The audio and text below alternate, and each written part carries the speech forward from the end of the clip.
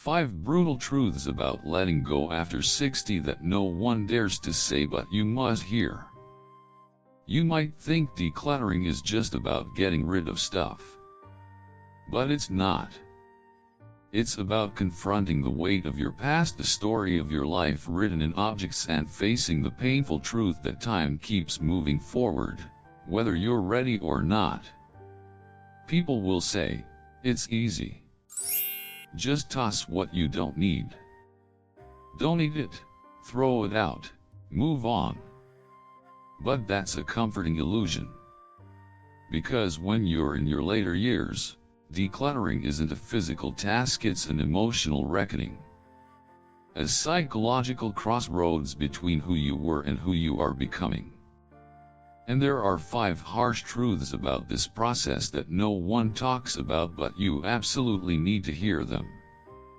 1. Every item you're hesitant to let go of is a chapter in the autobiography of your life. Decluttering seems like a simple task, just organizing your space, tossing out a few old items. But after the age of 60, it becomes something much more emotional and deeply personal. As a physician who's spent decades studying aging and geriatric mental health, I can say this with certainty: letting go of personal belongings in our later years is not just about cleaning, it's about redefining who we are. Every object, no matter how small, carries a vivid memory or reflects a role we once played. A white lab coat might hold the energy of a young surgeon standing in the OR. An old teapot may have witnessed countless cozy afternoons with grandchildren. A beat-up suitcase in the corner might speak of distant work trips and long-held dreams. These things aren't just stuff. They are evidence that we were someone, that we meant something in the story of our lives.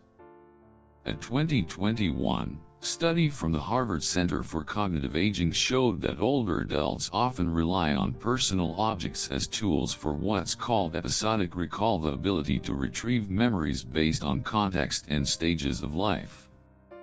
These objects help preserve what psychologists call the self-schema, or the internal understanding of who we are. Removing them can sometimes trigger a sense of identity loss, even leading to mood changes or depression. One of the clearest examples I've seen was Mr. Reynolds, a retired mechanic in Michigan. Even with severe arthritis that kept him from using his hands, he refused to let go of his old rusty toolbox.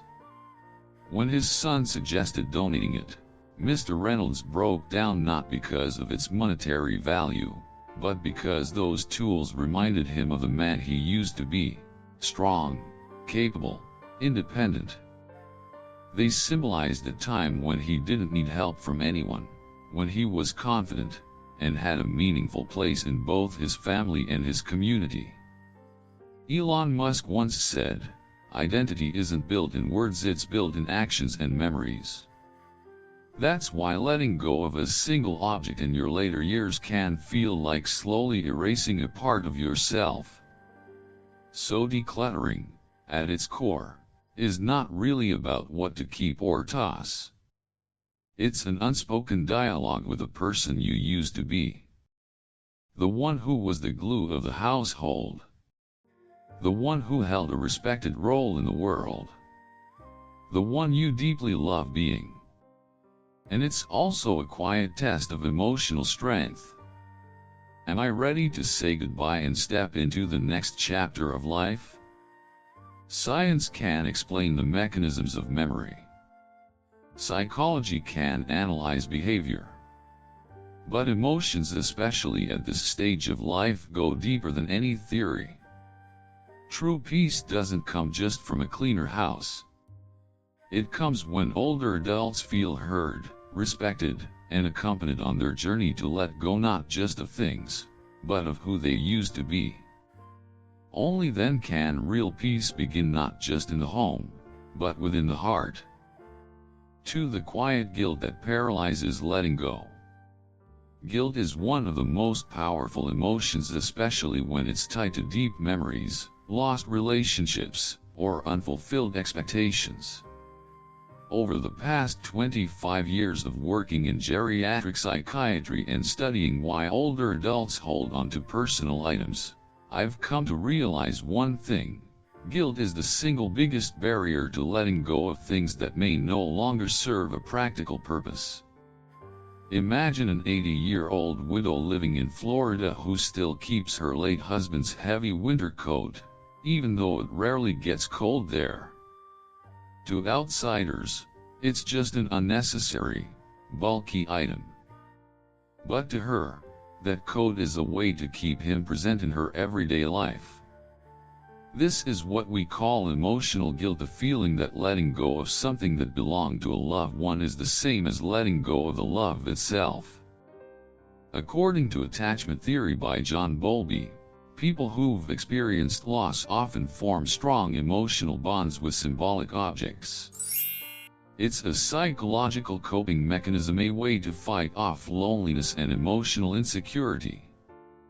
In this case, the guilt isn't about the object itself. It's about the fear that removing the item also removes the connection. There's another kind of guilt I often see in older adults: guilt over waste. They keep brand new clothes, unopened glassware, or items still in a box because throwing them out feels irresponsible. It feels like they are being ungrateful. This mindset often stems from post-war scarcity, when every item had value and nothing was taken for granted. Jeff Bezos once said, "The fear of waste causes people to hold on to things that no longer serve them." It's a hard obsession to shake, both in business and in life. The truth is, we're not always attached to the item, we're attached to the idea that we never used it the right way. I'll never forget Mrs. Alvarez, 81 years old. She had kept her late husband's entire coat collection in a closet for 12 years. When I gently asked why, she simply said, "If I give them away, it means he's really gone." After several conversations, I offered a thought. What if one of those coats could keep a retired veteran warm this winter? Wouldn't that be part of your husband's love still living on? She was silent for a long moment, and then cried. But later, she donated every coat to the local Veterans Support Center. Guilt doesn't mean you shouldn't let go. It means your memories truly mattered. But the meaning isn't in the box, it's in you. Memories don't need a physical item to survive. They live in your heart, your stories, and the way your love continues to ripple through your actions. Letting go of something old isn't a rejection of the past. It's an act of courage, creating room for the present to breathe. 3. The painful truth: your children might not want the things you've saved. After working with hundreds of older adults over nearly 3 decades, I've learned something that's both heartbreaking and true. The hardest part of decluttering in later life isn't the physical labor. It's realizing that the things you've carefully preserved for decades might not be wanted by your children. Maybe you've held onto your grandmother's antique china, your 1978 wedding dress, or the solid oak dining table that once sat at the heart of every family gathering. These aren't just objects. They carry meaning, family history, and a quiet hope that the next generation will treasure them as much as you did. But then you hear, "Thanks, Mom, but we really don't have room for it." Or worse, "We're trying to live more minimally." This isn't ingratitude. It's a shift in generational values. Jeff Bezos once said in a conversation about legacy, "Younger generations don't need physical things to feel close to memories. They want freedom, and memories they store in the cloud." That 100-pound dining table may have symbolized unity in your family. But to your kids or grandkids, It's just heavy, hard to move, takes up space, and doesn't match their small apartment or modern aesthetic. A colleague of mine, Dr. Sarah M., kept her grandfather's old Bakelite rotary phone as a family heirloom. When she offered it to her son to display in his living room as a tribute to tradition, he awkwardly responded, Mom, I use a smart speaker now. What would I even do with that?" She wasn't hurt by the rejection of the object. She was hurt by the feeling that her memory wasn't needed. But it's not that your children or grandchildren don't love you. It's that the language of love and memory has changed. True legacy isn't in the objects. It lives in the memories, the stories, the Sunday dinners, the handwritten notes you tucked into birthday cards. As Oprah Winfrey once said, "I keep the letters my mother wrote to me like treasures.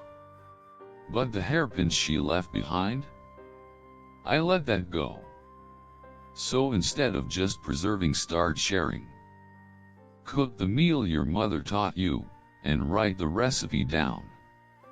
Tell your grandchildren the story behind your wedding dress, instead of just leaving it in a box. Record your voice telling family stories, so it can echo in the ears of the future. The things we love don't have to survive in physical form. They survive in connection, in presence, in story. And that's the kind of legacy that truly lasts. For clutter isn't just clutter, it's a hidden health hazard. There's a hard truth that many older adults don't want to face, but from a medical standpoint, it needs to be said clearly. Clutter in the home isn't just about aesthetics, it's a real risk to both physical and mental health.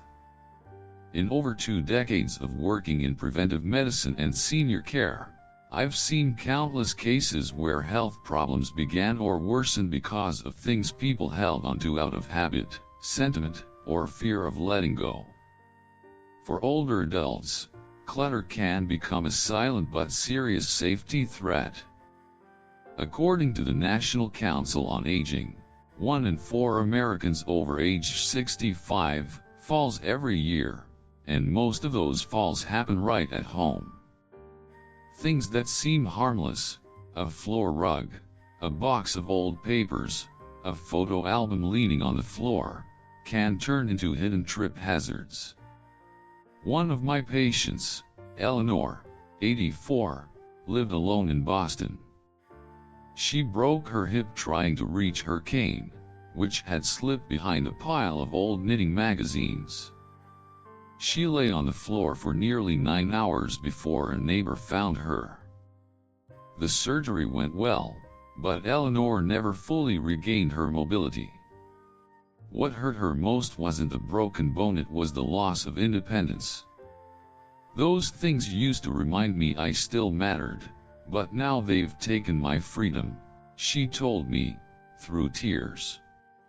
In preventive healthcare, we now assess clutter as a genuine risk factor right alongside high blood pressure or smoking. It impacts mobility, self-care, respiratory health, due to dust and mold, and even fire safety, especially when outlets are blocked or overloaded.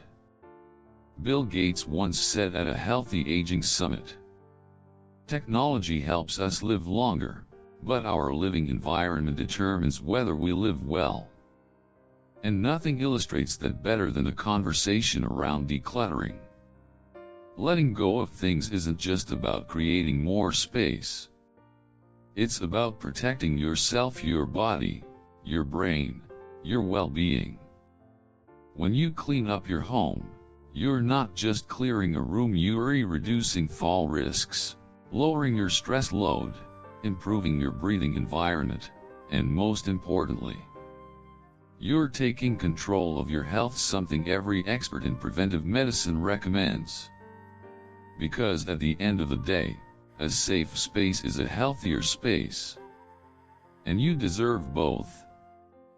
5. Decluttering isn't a one-time job, it's a lifelong mindset. In preventive medicine, there's a principle that shows up again and again in clinical recommendations: sustainability matters more than intensity.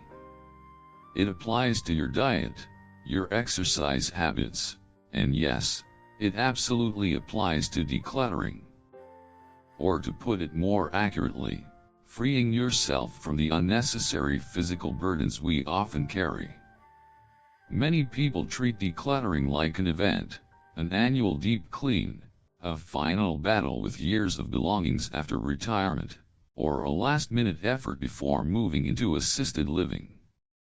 But as a physician who's spent decades studying health behavior in older adults, I can tell you this: decluttering is not a task. It's a lifestyle. The reason most people end up buried in clutter again, even after major cleanouts, is because they haven't shifted the underlying mindset of accumulation. A study in the Journal of Consumer Research found that the human brain reacts to the feeling of loss 2.5 times more strongly than to the feeling of gain, a concept called loss aversion. That's why we're more likely to hold on to something just in case than to risk letting it go and possibly regret it later. Elon Musk once said in a conversation about minimalism and innovation, "You can't design a light future if you keep dragging everything from the past." That wisdom applies not just to rocket ships, but to our kitchens, closets, and basements packed with forgotten boxes. I once worked with Linda, 72, who did a complete clean out of her 3-story home after her husband passed. But when I visited again 18 months later, it looked almost exactly the same. "I don't know how it happened," she told me. The truth? She never learned how to stop accumulating. She didn't know how to say no to well-meaning but unneeded gifts. She hadn't built the habit of saying, "This is enough." She hadn't created a regular ritual of letting go, the way we brush our teeth each day. If we want decluttering to truly work, it has to come with a shift in our core values. Valuing space over stuff. Prioritizing freedom over emotional attachment. Choosing presence over preservation. You don't have to empty your house in one day, and you don't have to become a hardcore minimalist. But you do need to start managing your belongings the same way you manage your health: consistently, mindfully, and with intention. An empty drawer might not change your life, but a new mindset around enough absolutely can, because it helps you breathe easier, think clearer, and live lighter, one day at a time. Letting go of objects is never just about stuff. It's about reclaiming space not only in your home, but in your mind, your body, and your identity. Because when you release what no longer serves you, you make space for what does. Clear thinking, safer movement, lighter breathing, and most importantly, a sense of peace that doesn't rely on possessions. Your memories? They don't live in teacups or closets. They live in the love you've shared, the stories you tell, and the impact you've had on those around you. As Oprah Winfrey once said, "The things we hold onto don't define us. It's how we love and how we let go that leaves the real legacy." So here's a simple, sustainable action plan, one that any of us, at any age, can begin today. The 5-for-5 decluttering plan. 1. Pick 5 minutes a day right after breakfast or before bed. 2. Choose 5 items from one drawer, shelf, or corner. 3. Ask yourself, do I use it? Need it? Love it? If not, release it. 4. Give it purpose, donate, repurpose, recycle, or pass it on with a story. 5. Repeat daily, not for perfection, but for peace.